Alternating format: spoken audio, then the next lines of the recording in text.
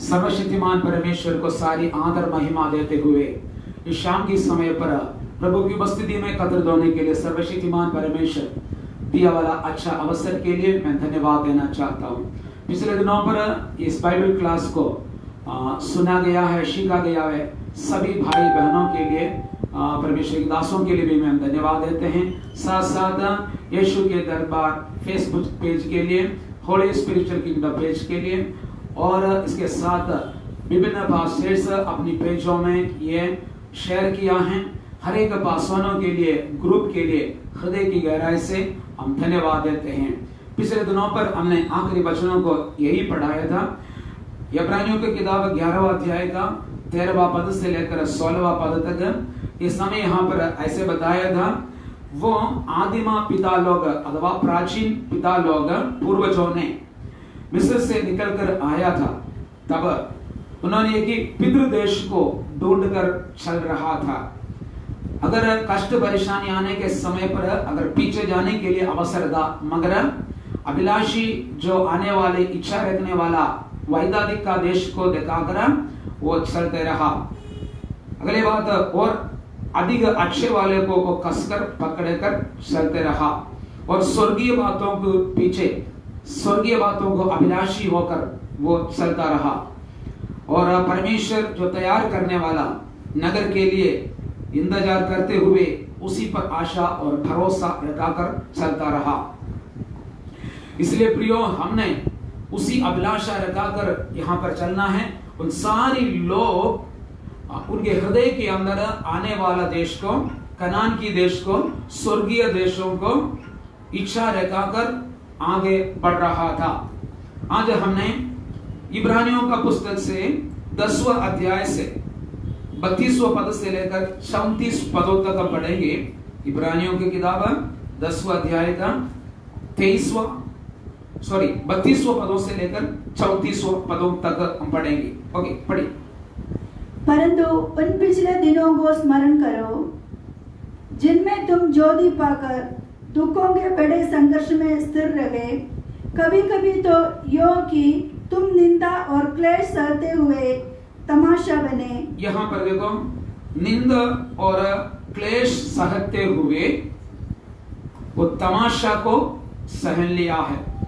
लोग उसको मजाक उड़ाया है, लोग उसको कष्ट दिया है, मगर प्राचीन या पुराने नियमों को भक्तों ने जिस बातों को लक्ष्य रखाकर आगे बढ़ गया, अथवा क्या क्या बातों को उन्होंने परमेश्वर के राज्य के प्रति खो दिया है, वहां पर लिखा गया है। यहाँ पर और आगे पढ़े सिस्टर। और कभी यो कि तुम उनके साक्षी हुए जिनकी दुर्दशा की जाती थी, क्योंकि तुम कैदियों के दुख में भी दुखी हुए और अपनी संपत्ति भी आनंद से लूटने दी।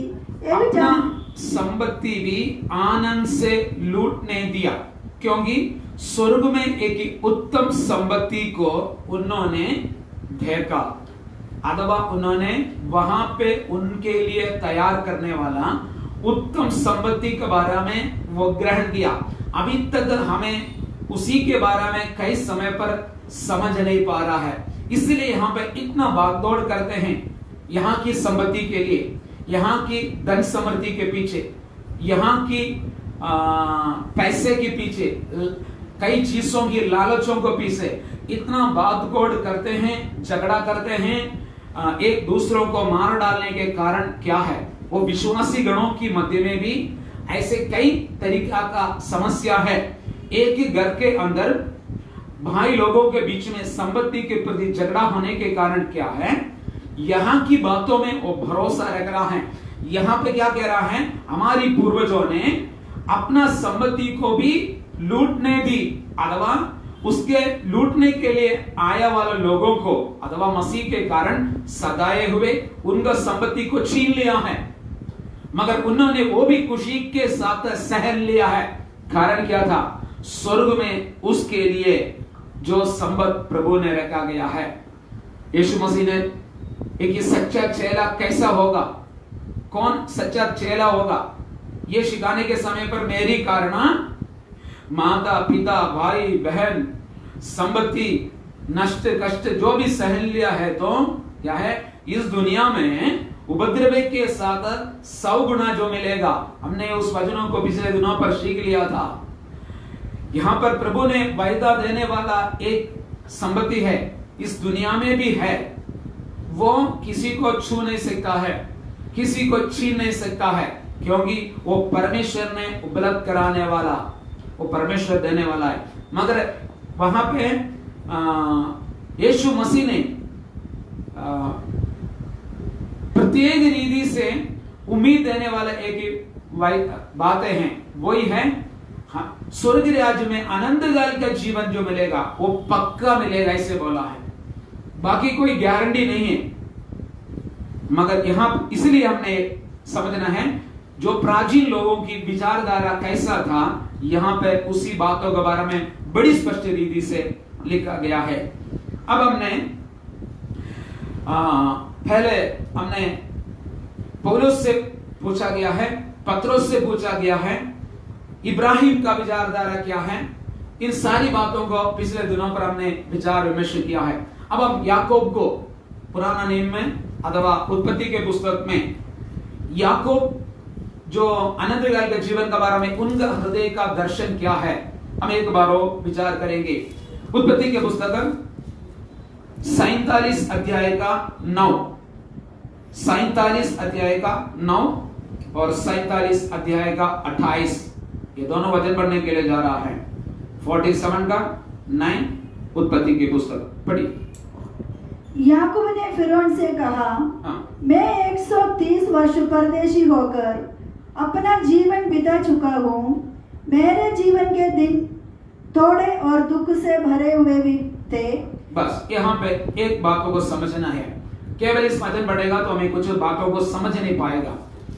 यहाँ पे याकूब का सबसे प्रेम करने वाला यूसुफ को अपने भाई लोग मार के कुएं में डाला है, या कपड़ा उतार कर वहां पर डाला है, फिर वहां से निकाल कर मिस्रैमिया जो व्यवसाय करने वाले लोगों को दे दिया, बेच दिया। उन्होंने मिस्र पर आकर पोतीफेर नामक का जो फिरौन का राजमहल में कार्य करने वाला या भंडारी समझ लो, वहां की देखभाल करने वाला, घर की संभालने वाला, घर विचारक के रूप में काम करने वाला, उस पोतीफेर को बेच दिया। पोतीफेर ने अपना घर पे लाकर अपनी पत्नी के साथ सहायता के लिए या वहां पे काम करने के लिए रख दिया। अब देखो वहां से उन्होंने बंदी गृह में गया है, हमें जानता है वो पोतीफेर की पत्नी कई बार उसको व्यभिचार करने के लिए प्रेरणा दिया, मगर उन्होंने पवित्रताई के लिए खड़े हो गया है। उनका इच्छा को पूरा करने के लिए या उन्हीं की इच्छा को पूरा करने के लिए अवसर नहीं दिया है। उसी कारण उसको कारागृह में जाना पड़ा या बंदी गृह में जाना पड़ा।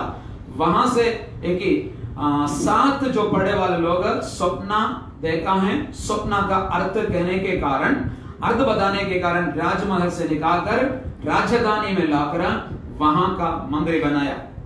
कई सालों के बाद में अकाल पड़ा है देश में, तब याकूब और उनकी बाकी बचा वाला बेटे लोग भूखे रहा। तब मिस्र में धान्य सुनकर, धान्य भेज रहा है सुनकर, अपने याकूब बाकी जो बच्चे हैं वो बच्चे को मिस्र में धान्य इकट्ठा करने के लिए भेजा गया है। वहां पर आकर पहले उन्होंने खुद प्रकट किया है, बाद में प्रकट किया, पिता का विशेष को हाल चाल को पूछा है। अभी भी अपना पिता जिंदा है पता चलने के बावजूद उसके बाद में अपना पिता को मिस्र पर लेकर आया है। मिस्र पर लेकर आने के समय पर लेके आते हुए फिरौन का सामना खड़ा किया है। तब फिरौन ने याकूब से एक सवाल पूछा है, तुम्हारा उम्र कितना है, तुम्हारा उम्र कितना है। तब याकूब ने जो उत्तर दिया है वो उत्तर यहां पर लिखा गया है, वही उत्तर हमने पढ़ा है। क्या उन्होंने उत्तर दिया है, अब पढ़िए। और मेरे बाप दादो परदेशी होकर, नहीं 47 का 9, याकूब ने फिरौन से कहा, याकूब ने फिरौन से कहा, मैं 130 वर्ष परदेशी होकर मैं 130 वर्ष परदेशी होकर अपना जीवन बिता चुका हूँ। अपना जीवन बिता चुका हूँ। मैं एक मिनट। अब देखो उन्होंने क्या कह रहा है। अब याकूब को कितना साल हो चुका है, हम देखने की आवश्यकता है। उसकी 47 का 28वां पदों में पढ़िए। हाँ, मिस्र देश में याकूब 17 वर्ष जीवित रहा। कितना वर्ष? 17 वर्ष 17 वर्ष जीवित रहा। इस प्रकार याकूब की सारी आयु 147 वर्ष की हुई। याकूब ने टोटल जीवन बिताया है 147 वर्ष। उन्होंने मिस्र पर कितना साल जीवन बिताया था? 17 वर्ष। अब देखो, पहले याकूब ने क्या कह रहा था 9वीं पदों में 130 वर्ष। वो क्या बोल रहा था? मेरा परदेशी होकर एक ही 30 वर्ष हो गया है। इसका कहने का मतलब यही है, उन्होंने ये कह रहा था उनका जीवन का या टोटल कितना उम्र उस समय कितना हो गया था वही बता रहा था। मगर उन्होंने ये शब्द लगाया, मेरा परदेशवास का जो उम्र 130 साल या मेरा परदेश का वास का समय 130 साल। कहने का मतलब उन्होंने इस दुनिया पर कितना संपत्ति था, उनके पास जितना जानवर था, जितना मृग संपत्ति था, जितना दास दासी था, वो बहुत धनिक था। फिर भी इस दुनिया पे उन्होंने जो जीवन बिताया था, पूरा समय एक ही परदेशी होकर जीवन बिताने का मतलब क्या है? अपना खुद का एक देश हृदय के अंदर रखा कर याकूब ने जीवन बिताया। कितने लोग धन्यवाद बोलेगा? हालेलुया। कहने का मतलब उनको उसी समय पर 130 साल का 130 साल भी इस दुनिया में वो परदेशी होकर जीवन बिताया। कारण क्या था? स्वर्ग में एक अपना परमेश्वर का खुद का एक देश उन्होंने दर्शन में हृदय के अंदर अपना ली है। प्रियो, हम यहाँ पर कैसा जीवन बिता रहा है? यहाँ पे जो भी आपका हाथ में है वो नष्ट होने वाला है, ये खत्म होने वाला है, वो स्थायी रूप से स्थिर रहने वाला नहीं है। इसलिए हमें विश्वास के साथ उसी वायदा का देश में अथवा अनंत काल का जीवन प्राप्त होकर हमारे लिए तैयार करने वाला स्वर्गीय देशों को लक्ष्य रखाकर जीवन बिताना आवश्यक है। प्रियो, अब हमने अय्यूब का जीवन की ओर देखा जाए। अय्यूब से पूछा जाए, अय्यूब का पुस्तक 19वां अध्याय का 26वां पद और 27वां पद। अय्यूब का पुस्तक 26 और 27 पढ़ी। और अपने काल के इस प्रकार नष्ट हो जाने के बाद भी मैं शरीर में होकर परमेश्वर का दर्शन पाऊंगा। यहां पर देखो अय्यूब ने क्या बोल रहा है। उनकी शरीर पर आपको जानता है, शैतान के साथ परमेश्वर की जो मुलाकात होने के कारण शैतान ने अय्यूब का परीक्षा के लिए अनुमति ली। उसके पहले शैतान को अय्यूब को छू नहीं पाया है। जब परमेश्वर ने उनको अनुमति दिया है, उसका कारण भी है क्योंकि अय्यूब एक भक्त व्यक्ति था, एक प्रार्थना करने वाला व्यक्ति था। अय्यूब एक खरा व्यक्ति था, एक धर्मी व्यक्ति था। वो उस देश में जीवन बिता रहा था। प्रियो, यहां पर परीक्षा के मध्य में पहले उसकी संपत्ति को शैतान ने खो दिया, दूसरे उसकी बच्चों को खो दिया। फिर भी वो कभी भी अपने मनों से परमेश्वर को इंकार नहीं किया है, परमेश्वर के सामने खुड़खुड़ापन नहीं किया है, परमेश्वर तुमने ये किया है अच्छा नहीं, ऐसे कभी नहीं बोला है। आखिरी समय पर शैतान के ऊपर विजय पाया है।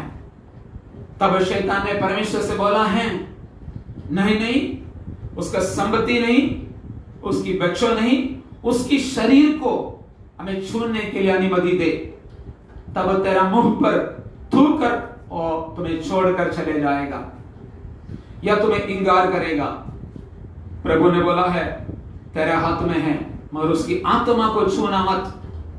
प्रियो, यहां पे एक बातों को हम ग्रहण कर सकता है, आपके जीवन पर परमेश्वर अनजान से कुछ भी नहीं होगा। जो कुछ होना है परमेश्वर की अनुमति से अथवा परमेश्वर ज्ञान से ही होगा, या परमेश्वर की ज्ञान से, परमेश्वर की जानकारी से ही आपके जीवन में कुछ भी होगा। इसलिए कभी भी आप प्रतिकूल अवस्था में निराशा पे ना हो। अब इयोब ने उनकी शरीर पूरे गुजरी होकर बैठ के, जो वो किसी को भी मुंह चेहरे को देखने के लिए अच्छा नहीं लगता हुए एक जगह पे बैठकर बहुत ही दुख और दर्द पे रहा कर, जो अपने शरीर को गुजली करते हुए वो दुख भरे जीवन काट रहा था। तब उन्होंने, उनकी दोस्त लोगों ने उनके पास आया है उसके आश्वासन देने के लिए, मगर उनको भी दे नहीं पाया है। आखिरी समय पर अय्यूब के ऊपर वो भी बुराई बोला, तुम्हारी गलती के कारण है, तुम ऐसा व्यक्ति है, इसलिए तुम्हें ऐसे हो गया। प्रियो, संसार के लोग आपकी जीवन की विपत्ति को देखकर आपको दोष आरोपण कर सकता है, मगर भरोसा परमेश्वर के ऊपर रखे, एक दिन आपका आएगा, उसी तुम आशीषित हो जाएगा। यहां पर अय्यूब ने क्या कह रहा था, इसी रीति से हमारी जो त्वचा या जो चमड़े हैं नष्ट हो गया तो भी मैं देह सहित, मेरा ये देह ऐसे ही खत्म हो जाएगा तो भी, या नष्ट हो गया तो भी, विश्वास से वो कहा गया है मैं देह सहित होकर परमेश्वर को देखेगा। कहने का मतलब क्या है, उन्होंने एक विश्वास धाम में रखा गया है। प्रियो, इसी दुनिया पे इसी शरीर नष्ट हो जाएगा तो भी मुझे स्वर्ग राज्य में आनंदगार के जीवन पर मैं शरीर के साथ, शायद इस मिट्टी का शरीर ना हो सके, मगर मैं देह सहित होकर परमेश्वर के राज्यों में प्रवेश करेगा। उसकी प्राचीन परिभाषा में कुछ भाषाओं में देह रहित होकर मैं परमेश्वर को देखेगा, ऐसे है।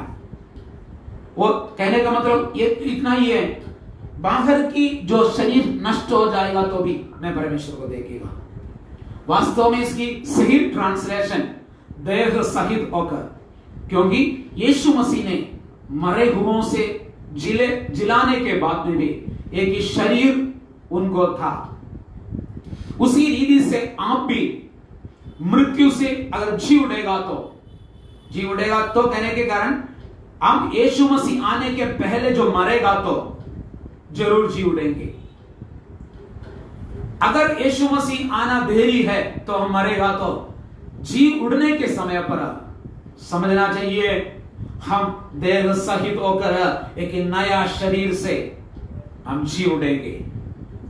वो शरीर अविनाशी शरीर होगा, वो शरीर मिट्टी का शरीर नहीं होगा, वो स्वर्गीय शरीर होगा। वो शरीर मांस और लहू का शरीर नहीं होगा, वो स्वर्गीय शरीर होगा। दूसरी, वो शरीर भूख नहीं होगा, चाहे तो खा सकता है, जैसे यीशु मसीह ने जी उड़ा। दूसरा, वो शरीर दूसरों को पहचानने का समझ वाला शरीर होगा, खुशी उड़ाने का, दुख उड़ाने का, प्लानिंग करने का, दूसरों को समझने का, सब बुद्धि ज्ञान पाया वाला एक शरीर होगा। उसी शरीर, यहाँ पे अय्यूब ने विश्वास के साथ बोल रहा है मैं देह सहित होकर परमेश्वर को देखेगा।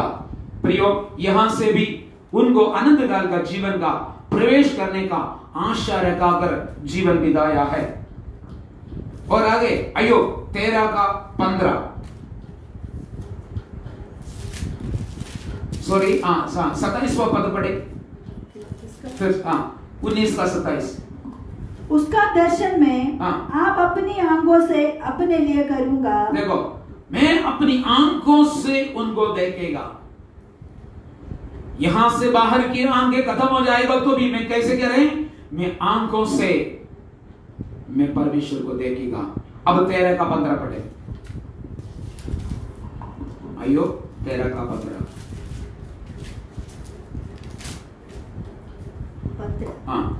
वह मुझे खाद करेगा, वो मुझे खाद करेगा, मुझे कुछ आशा नहीं, मुझे कुछ आशा नहीं, तो भी मैं अपनी चाल चलन का पक्ष लूंगा, तभी भी मैं अपना चाल चलन का पक्ष लूंगा।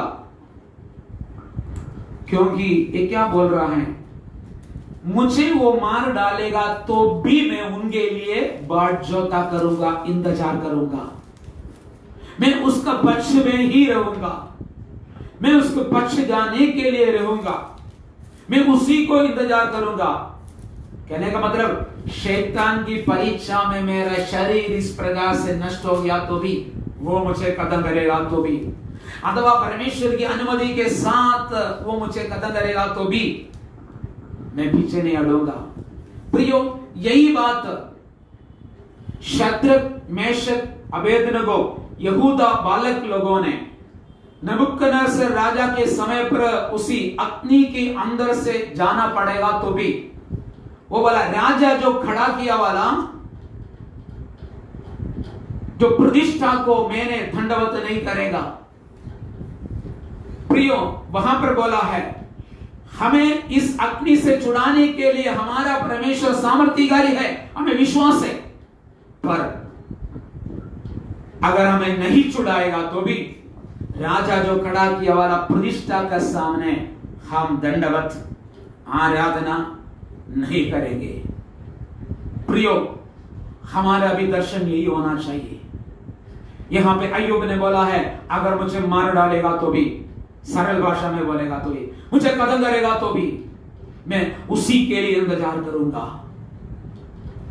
शायद सुसमाचार की विरोधियों ने हमें सताएगा तो भी, हमारा गले कटेगा तो भी, हमें यहां पे खत्म करेगा तो भी, हमें पत्थरवा करेगा तो भी, हमें बंदी गृह में डालेगा तो भी, अगर उसमें से प्रभु ने हमें नहीं छुड़ाएगा तो भी हमने कभी भी यदा भी पीछे नहीं हटेगा। हम उसी को ही इंतजार करेंगे, क्योंकि उन्होंने हमारे लिए जीवन ही दिया है। हमें अनंत काल के जीवन पर ले जाने के लिए उन्होंने हमें जीवन दिया गया है। अब हम आगे बढ़े, दाऊद से क्या कह रहा है पूछेंगे, अथवा दाऊद की विचारधारा में क्या है अनंत काल के जीवन के बारे में। वचन संहिता 102, वचन की संहिता 102 का 11वां पद पढ़िए, 102 का 11। मेरी आयु ढलती हुई छाया के समान है, और मैं आप घास के समान सूख चला हूं। यहां पर दाऊद ने जो बता रहा है, मेरे आयु चाय ढलती हुई छाया के समान है। जो निमिष समय के लिए खत्म होने वाला छाया का या परछाया के समान है। वो थोड़ी समय के लिए ठहरते हैं, अपने आप को, अपने आयु के बारे में जो बताते हैं। मनुष्य की आयु जो बीत जाने वाला, खत्म होने वाला, सूरज अस्तमन करने के समय पर जैसे खत्म होने वाला परछाया के समान है। आगे 27 का 4, वचन संहिता 27 का 4 पढ़िए। एक वरन मैंने यहोवा से मांगा है, मैंने यहोवा से मांगा है, उसी के यत्न में लगा रहूंगा, उसी के यत्न में लगा रहूंगा, कि मैं जीवन भर यहोवा के भवन में रहने पाऊं। देखो, मैं क्षण मात्र में खत्म होने वाला व्यक्ति है तो भी मेरे आयु जल्दी से बीत जाने वाला व्यक्ति है तो भी मेरा इंतजार, मेरा मेरा ये आयुष के ये समय पर क्या करेगा? यहोवा की इंतजार में रहेगा, उसकी भवन में रहने के लिए मैं चाहता हूं, उसकी भवन में मैं रहूंगा। इसका मतलब है परमेश्वर की उपस्थिति से एक भी मिनट दाऊद ने अलग रहने के लिए नहीं चाहता है। मेरी आयु यहोवा के आलय के अंदर रहने के लिए मैं चाहता हूं, उसकी मनोहारिता को देखने के लिए, उसकी मंदिरों में ध्यान देने के लिए। और एक बार सिस्टर पढ़िए उसकी 14 वचन 4। एक बार मैंने यहोवा से मांगा है, मैं यही मांगता हूं, मैं एक बार उसको यही मांगा है, उसी के यत्न में लगा, उसी के यत्न में वही मैं आशा रखता हूं, उसी के यत्न में मैं हूं कि मैं जीवन भर यहोवा के भवन में रहने पाऊं। मैं जीवन भर यहोवा की भवन में रहने के लिए चाहता हूं। तो हमें आपको जानता है दाऊद ने दुनिया पर रहने के समय पर पूरे समय पर यहोवा के आलय के अंदर नहीं था, या वो बड़ी लंबी आयु यहोवा की केवल भवन के अंदर नहीं रहा, मगर वो आने वाला परमेश्वर की राज्यों को, वो स्थापना करने वाला राज्यों को इंतजार किया है। अभी आगे बढ़े। जिससे यहोवा की मनोहरता पर दृष्टि लगाए रहो और उसके मंदिर में ध्यान किया करो। इसलिए देखो उसके मंदिर में ध्यान दिया करो, उसकी मंदिरों के अंदर दर्शन लगाकर जीवन बिताया जाए। अब भजन संहिता 23 का 6 एक पन्ना पीछे। निश्चय भलाई और करुणा जीवन भर मेरे साथ साथ बनी रहेगी, और मैं यहोवा के धाम में सर्वदा वास करूंगा। मैं यहोवा की धाम में अथवा उसकी आलय में, उसका मंदिर में सर्वदा वास करूंगा, सर्वदा मैं वास करूंगा। प्रियो, उसी परमेश्वर के उपस्थिति में सर्वदा वास करने के लिए, सर्वदा तो धरती पर वास नहीं कर पाएगा, सर्वदा आनंदकाल का एक शब्दों को हम देख सकता है। मृत्यु में भी उसी खोज में, उस अभिलाषा में सर्वदा, अथवा हमें इस दुनिया पर मिलने वाला आयु हम उसे एक साथ रहेगा तो वो हमें हाथ छोड़ने वाला नहीं। जैसा 300 साल यहोवे के साथ जो चला है, उसी को प्रभु ने उठाया गया है। प्रियो, अगर है तो इसी दुनिया पर यहोवा के साथ रहने के बाद वो हमें छोड़ने वाला नहीं है। हम विश्वास के साथ प्रभु की उपस्थिति में रहने के लिए हम समर्पित करें। अब प्रेरित पौलुस ने और भी कुछ विषयों को जो बताया है, फिलिपियों का पत्री 3:20, फिलिपियों का पत्री 3:20 पढ़िए। पर हमारा स्वदेश स्वर्ग पर है, और हम एक उद्धारकर्ता प्रभु यीशु मसीह के वहां से आने की बाट चाह रहे हैं। यहाँ पे देखो प्रेरित पौलुस ने कहने का मतलब 3:20 में ऐसे ही है, हमारी नागरिकता यहां पर नहीं है, हमारा नागरिकता कहां है? स्वर्ग में है।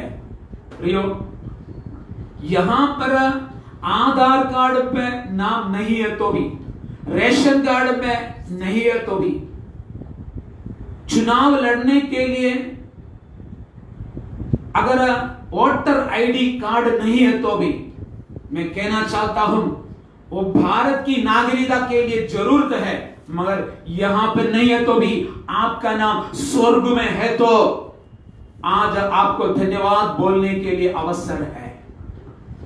इन सारी चीजें यहां पे नहीं है तो भी सबसे जरूरत मैं कहने के लिए चाहता हूं, स्वर्ग में आपका नाम होना चाहिए। यहां पर हम परदेशी है, हम ये बातों को ग्रहण करना जरूरत है। मेरी प्रजा से गलत भावना नहीं होना चाहिए।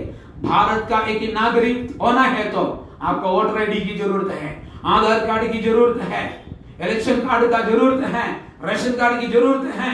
ये यहां पर रहने के लिए सब कुछ जरूरत है, वो आपके वश में रखो।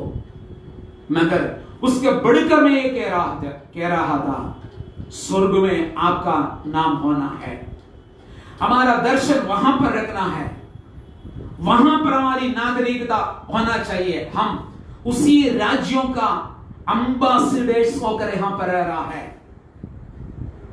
पतरस ने ऐसे बोला है, आप स्वर्ग की राजदूत है, परमेश्वर की राजदूत के समान प्रभु ने यहां पर हमें रखा गया है। एक दिन उसी देश के राजा ने सारी राजदूतों को वापस बुलाने वाले की समय है। तब हमारी क्रिया के अनुसार, हमारी कामों के अनुसार प्रतिफल देने वाला, मिलने वाला एक समय है। कभी भी ये बातों को हमने भूलना नहीं। ये शब्द प्रेरित पौलुस ने जो कहने के समय पर यहां का जीवन तात्कालिक है, स्थायी रूप से स्वर्ग में हमारा नागरिकता होना है। प्रेरित पौलुस ने ये बोला है। अब 3:11 पढ़े। मैं किसी भी रीति से मरे हुओं में से जी उठने के पद तक पहुंचा। यहां पे बोल रहा है बहुत ही गंभीरता के साथ प्रेरित पौलुस ने क्या कह रहा है, मैंने मरे हुओं से मध्य में से जिलाने के लिए, जिलाना चाह कर मैं उसी के कारण सब कुछ मैं कूड़ा समझ लिया है, सब कुछ मैंने बेकार समझ लिया है। इस दुनिया में जो कुछ मेरे लिए लाभ में था, मैं सब कुछ खो दिया है, सब कुछ मैंने छोड़ दिया है।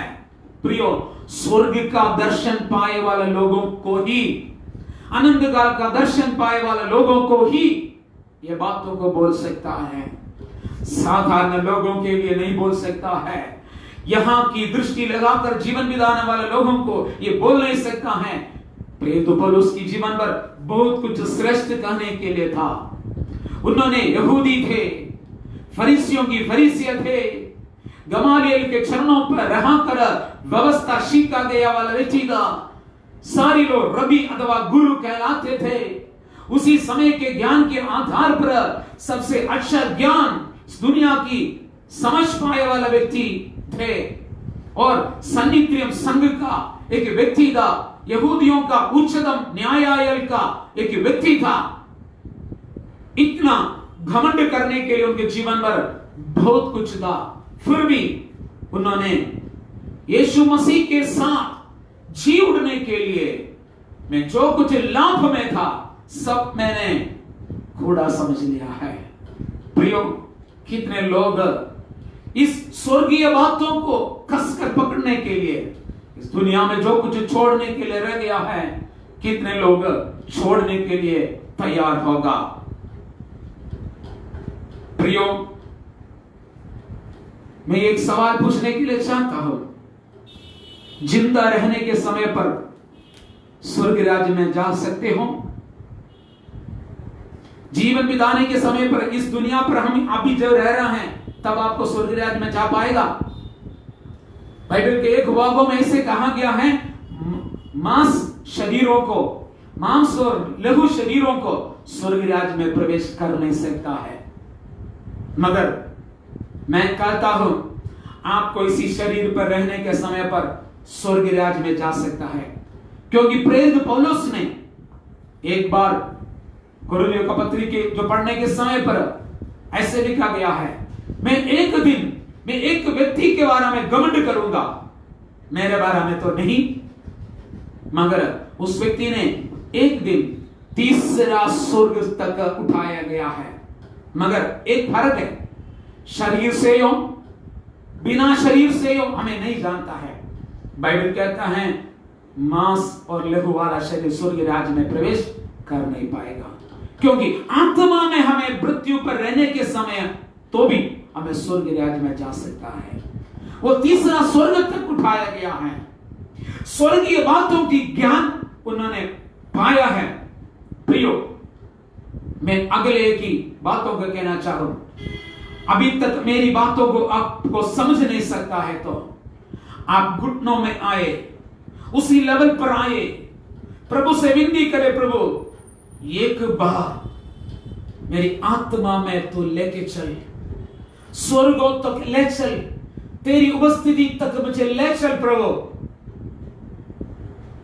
स्वर्ग की दर्शन आपके जीवन में भी प्रभु दे सकता है, मगर वो स्वर्गीय दर्शन देगा तो ही मैं प्रभु पर विश्वास करेगा।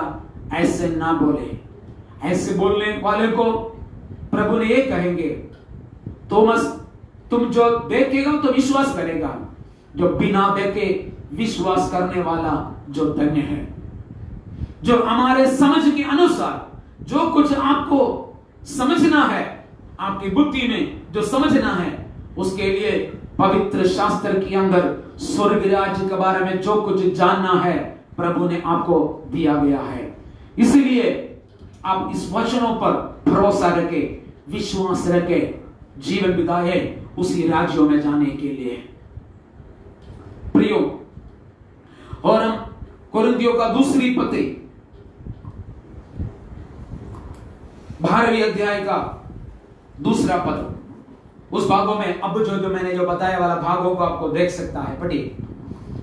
मैं मसीह में एक मनुष्य को जानता हूँ, 14 वर्ष हुए कि ना जाने देह सहित ना जाने देह रहित परमेश्वर जानता है, ऐसा मनुष्य तीसरे स्वर्ग तक उठा लिया गया। मैं ऐसा मनुष्य को जानता हूँ, ना जाने देह सहित ना जाने देह रहित परमेश्वर ही जानता है। प्रियो, प्रेरित पौलुस ने क्या कह रहा था? वो 14 साल पहले जो जीवन बिताने के समय पर, इस वचनों को लिखने के समय पर वो बोल रहा है, 14 साल पहले मैंने तीसरा स्वर्ग तक उठाए गए। मुझे घमंड करने के लिए कुछ भी नहीं, मगर मैं जो उठाए गए वाला मनुष्य है, मेरी अंदरूनी मनुष्य है, उस मनुष्य के प्रति मैं घमंड करूंगा, मैं उसकी प्रशंसा करूंगा, क्योंकि ये मेरा जड़ शरीर से अथवा ये मांस शरीर से समझने के लिए नहीं पाएगा, क्योंकि मेरे आत्म मनुष्यों को मैं प्रशंसा करूंगा। प्रियो, उसी स्वर्ग राज्य का दर्शन पाने के लिए फिर से मैं आपको अगुवाई करते हैं। अब मैं आखिरी समय पर ऐसे कहने के लिए चाहता हूं, बहुत कुछ भाग मैंने इस क्लास में मैंने छोड़ दिया है, मगर उसी में मैं प्रवेश करने के लिए नहीं चाहता है। लास्ट भागों में मैं ऐसे कहने के लिए चाहता हूं, 6 दिनों से प्रभु ने सारी पृथ्वी को सृष्टि किया है, अथवा 5 दिन हमारे लिए जो कुछ जरूरत था, सारी वस्तुएं 5 दिनों से जो मनुष्य की जरूरत था, हमारी दृष्टि से जो दिखने वाला हर चीजों को रचाया गया है। 6वां दिन मनुष्य को सृष्टि किया, अपने हाथों से रचाया गया, अपने स्वरूपता में, अपनी समानता में। परमेश्वर बहुत खुशी पाया है, सब कुछ अच्छा समझ लिया है, मगर कुछ समय के अंदर मनुष्य पापी होने के कारण प्रभु ने दुख उठाया। प्रियो, उस प्रभु को कभी भी दुख ना दे, तुम्हारे अंदर जो दिया वाला पवित्र आत्मा को दुख ना दे। अब मनुष्य के लिए जो जरूरत था वो कितना दिन से बनाया था? 5 दिन से बनाया था। 6वां दिन मनुष्य को बनाकर सब कुछ अच्छा समझ कर उन्होंने समाप्त किया। 7वां दिन पवित्रता के साथ उन्होंने विश्राम के दिन के रूप में मनाया। अब मैं कहने वाला बात ध्यानपूर्वक सुनना है। प्रकाशित वाक्य पुस्तकों में हम पढ़ने के समय पर लेने का जरूरत नहीं है, वहां पर एक नया स्वर्गीय यरूशलेम हमारे लिए तैयार होकर उतर रहा है। यीशु मसीह ने यूहन्ना का सुसमाचार 14वां अध्याय पर उसकी पहला और दूसरा पदों को पढ़े। यूहन्ना का सुसमाचार 14वां अध्याय का पहला और दूसरा पद।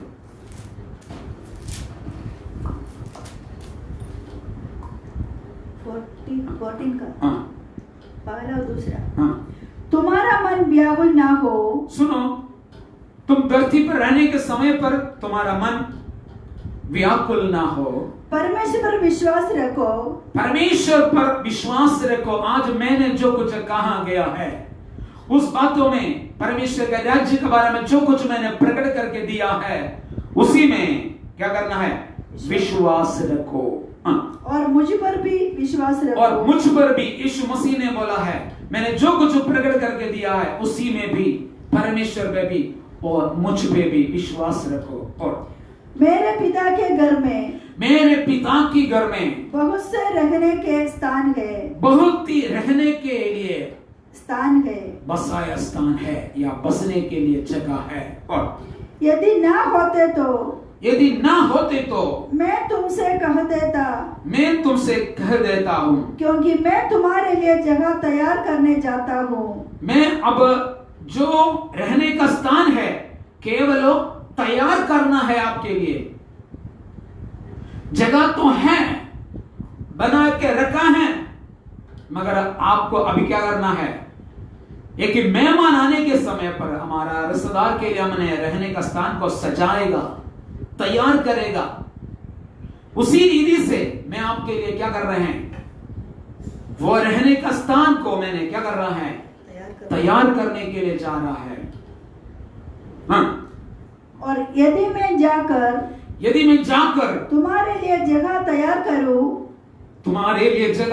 करूं, फिर आकर तुम्हें अपने यहाँ ले जाऊंगा कि जहाँ मैं रहूं वहां तुम भी रहो। मैं अपने मेरे साथ ले जाएगा। जहां मैं रहूंगा वहां तुम भी रहो, वहां पर तुम भी रहेगा। प्रियो, यीशु मसीह ने दिया वाला सबसे अच्छा एक वायदा है। स्पष्ट रीति से बोला है, अगर जगह नहीं होता तो मैंने वो प्रकट करके बताते थे। मैं झूठ नहीं बोल रहा हूं। मेरे ऊपर भरोसा रखो, परमेश्वर पर विश्वास करो। मैं जो बताए वाला बातों पर मेरे ऊपर विश्वास करो। मैं जगह तैयार करने के लिए जा रहा हूं। मैं जाकर तैयार करेगा तो फिर से आकर मैं तुम्हें ले जाऊंगा। प्रियो, कितने साल पहले बातों को बताया जानता होगा। सारे पृथ्वी को 6 दिन से बनाने वाला परमेश्वर ने अथवा यीशु मसीह ने अब 2000 वर्ष के पूर्व हमारे पास इस वायदा देकर वो चले गया है। अब सोचने वाला बात यही है, 2000 वर्ष से लेकर अभी तक हमें रहने के लिए जो स्थान वो बना रहा है, तो कितना खूबसूरती होगा, कितना सुंदर होगा, कितना विस्तार होगा, कितना मनोहारिता होगा। क्योंकि एक दुल्हन के समान दुल्हे के साथ में रहना है। इसलिए वो अच्छी तरह से सजाकर पिछले 2000 साल से बना रहा है। तो प्रियो, आपने एक इमेजिनेशन करे, आपके हृदय के अंदर एक बार सोचे, कितना महत्वपूर्ण एक स्थान हमारे लिए, आपके लिए प्रभु ने बना रहा है। कितने लोगों को धन्यवाद कर सकता है। तो अनंत काल का जीवन, स्वर्गीय राज्य और अनंत काल के जीवन में प्रवेश करने के लिए हम अपने जीवन को समर्पण करें। पिछले 11 दिन से अथवा आज से लेकर 11 दिन से आप लोग स्वर्ग राज्य के बारे में सुन रहा था। अभी भी बोलने के लिए बहुत कुछ रह गया है, मगर मैं फिर से कहना चाहता हूं, स्वर्ग राज्य का भेद को जानने के लिए मैं आपको वरदान दे रहा हूं। मैं आपको वरदान दे रहा हूं। मैं नहीं, यीशु मसीह ने खुद को आपको कहा गया है, प्रिय भाइयों बहनों परमेश्वर की दासों, आप खोजो और भी बहुत कुछ भेद इस वचन के अंदर रह गया है, वो आपको प्रभु ने प्रकट करके देगा। आपको विश्वास को बढ़ाएगा, आपकी आशा को बढ़ाएगा, आपकी उम्मीद को बढ़ाएगा। सारी परेशानियों को मध्य में आप विश्वास में स्थिर रहने के लिए प्रभु ने आपको मदद करेगा, हिम्मत देगा। हर एक सजाव के मध्य में कभी भी पीछे आप नहीं हटेंगे अगर इस वचन आपके हृदय के अंदर गिरेगा तो। इसलिए हालेलुया, स्वर्गीय देशों की अभिलाषी होकर यहां पर परदेशी समझ करके हमारी नागरिकता स्वर्ग में है, ये समझ करके अब्राहम के समान, योब के समान, दाऊद के समान, याकूब के समान हम जीवन बिताने के लिए प्रार्थना करें। इसहाक ने भी बोला, याकूब ने भी बोला है, अगर हम इस मिस्र की मिट्टी में अथवा इस मरुभूमि में अगर हम मरेगा तो भी प्रियो एक दिन परमेश्वर इस्राएल को दर्शन करने वाला समय है, तब मेरे हड्डियों को भी ले जाकर उस कनान देशों में दफनाना है, वो वायदा का देश में दफनाना है, क्योंकि उतना आशा उनके हृदय के अंदर था। प्रियो यहां पर खत्म होने वाला, यहां पर नष्ट होने वाला, यहां पर हालेलुया समाप्त होने वाला कोई भी बातों में आप भरोसा न रखें, उसी स्वर्ग राज्य पर आप भरोसा रख के जीवन बिताए जाए। उसी के लिए प्रभु आपको मदद करे, सहायता करे। प्रार्थना के लिए सिरों को झुकाए। मेरे बातों को मैं समाप्त करने के लिए चाहता हूं। इस प्रकार का एक बाइबल क्लास आपके सामने उठाने के लिए हमें अनुमति दिया वाला पास्टर के शाह जी के लिए और इसको साथ मदद किया वाला पास्टर ब्रसन शाह जी के लिए भी हम धन्यवाद कहते हुए मेरी बातों से विराम लेने के लिए चाहता हूं। जय मसीह के। प्रभु आपको आशीष करे। आमीन।